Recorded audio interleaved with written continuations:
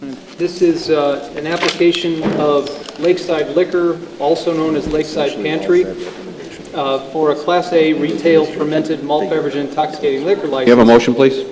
Oh, I'm sorry. The motion is to deny the application. Is there a second? Due to the fragility of the neighborhood and high concentration of existing liquor establishments in the area. Given how many licenses there already are in the area, and with some consistency of argument on some previous cases before, I think it is legitimate to say that there's a great concentration of licenses there right now. That in conjunction with the concern about the fragility of the neighborhood. Also, I'd like to point out that we didn't tell Mr. Choi that he can't open an Indian and Asian goods and women's clothier, for example. We didn't tell him that he can't open a restaurant, or that he can't open a bookstore, or that he can't open a video game store or a McDonald's. We also didn't tell him that he can't open a convenience store. Although to hear many people talk about it recently, we told him that he can't open his store, that he's got to keep those doors shut. What we told him was, you absolutely can open a convenience store.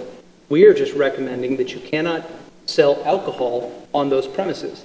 I ended up setting a meeting up with Mr. Chun and Mr. Choi, actually, and to their credit, I mean, they were trying to go over backwards to appease some of the things that people were worried about, half pints and pints.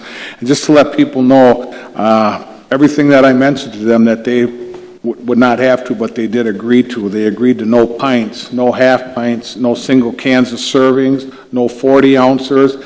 They offered to sell only upscale, more upscale beer than the malt liquors and stuff like that. That would alleviate a lot of the concerns.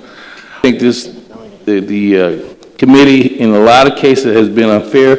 I think the committee has treated certain individuals differently than other people, and that's my belief, and I strongly believe that. I would stand up for it. And I think this should go back for renegotiation, because that committee, they know I have a lot of problem with some of the decisions they make when it comes to people of color.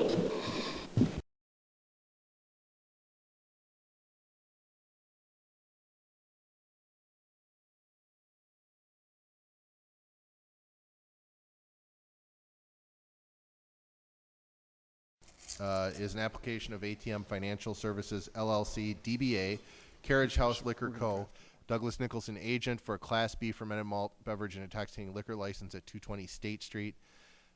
Recommendation of the committee is that the license be approved. In regards to the new license, I get the Class Bs confused. Is this going to be a tavern or a liquor store or? Oh, thank you.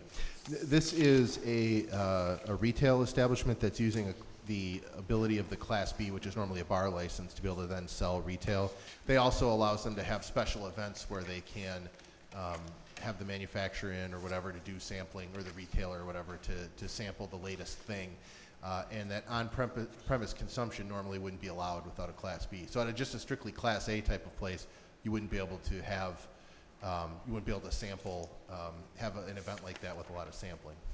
Just a follow-up question. Was there any discussion about concentration in the neighborhood?